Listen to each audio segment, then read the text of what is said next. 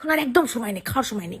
আরে একটুখানি দাঁড়া, আজ পর্যন্ত কোনোদিন না খাই স্কুল কলেজ যেতে দিছি? খিদে পেটে কি লাশ করবি কিরাম করে?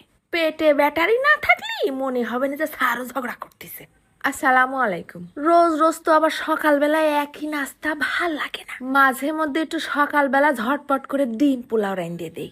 1 কাপ নিছি মাত্র পোলাও চাল, ধুয়ে সুন্দর করে পানি ঝরায় 2টো ডিমের মধ্যে দিয়ে দিলাম।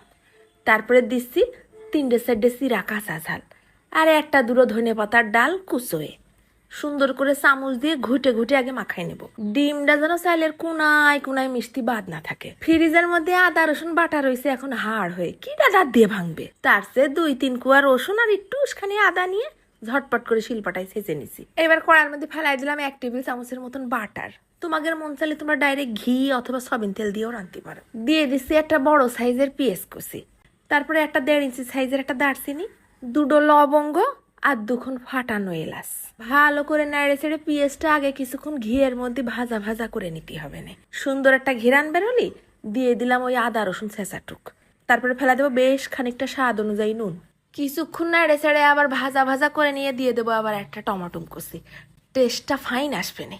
টমাটুমটাও যখন একটু ভাজা ভাজা হয়ে বেশ একটু গলা গলা ভাব হয়েছে তখন আবার ঠাস ঠাস করে ঢেলে দেবো ওই চাইলের দ্বিগুণ 2 কাপ গরম পানি। তারপরে ফসফস করে ঢেলে দিচ্ছি ডিম মাখানো পোলাও চাল। ঢাইকে রাখিয়ে হতে বেশি সময় লাগবে না, 10 মিনিট মাত্র। মাঝে মধ্যে আবার নাড়ে চেড়ে উল্টে পাল্টে দিতে হবে না।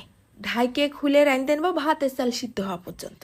চাল যখন 70% হয়ে আইছে তখন দিয়ে দিলাম একটুখানি চিনি আর কিরাস করা শুকনো চাল। এইবার আমার ঘরে ছিল তাই দিচ্ছি, না থাকলে না দিলেও সমস্যা নেই। 2 ফুটা বিরিয়ানির সেন্ট, খাতে ভারী একটা ভিআইপি ভাব লাগবে না। এইবার নাড়ে চাড়ে দমে রেখে দেবো আরো 5 মিনিট। তারপরে হয়ে যাবে না ঝরঝরা ডিমের পোলাও। কিছু লাগবে না এর সাথে, শুধু 1খান চামচ হলেই হবে না। দেখিস কি ফাইন ঝরঝরা হয়েছে, ডিমের কোনো ফালতু গন্ধ নেই। টেস্ট কি যেই রকম একটা ঘেরান বেরোচ্ছে সেই রকম একটা স্বাদ। গরম গরম, আরে গাল পোড়ায় গরম গরমই তো খাতি হয়। এইসব জিনিস ঠান্ডা হলে তো স্বাদ কমে যায়। চামচ দিয়ে গপা গপ মারি দিলাম, কোনো কথা হবে না, শুধু হবে দাঁতের সাথে চামচের সাথে টুংটাং শব্দ। একেবারে ঝটপট রান্না, সব মিলে আধা ঘন্টা টাইম লাগতে পারে রান্নাটা শেষ হতে। আর তোমাকে যদি মনে চাই যে আমি পোলাও চাল দিয়ে করবো না, নর্মাল ভাতের চাল দিয়ে করব, তাও করতে পারবা, কোনো সমস্যা নেই।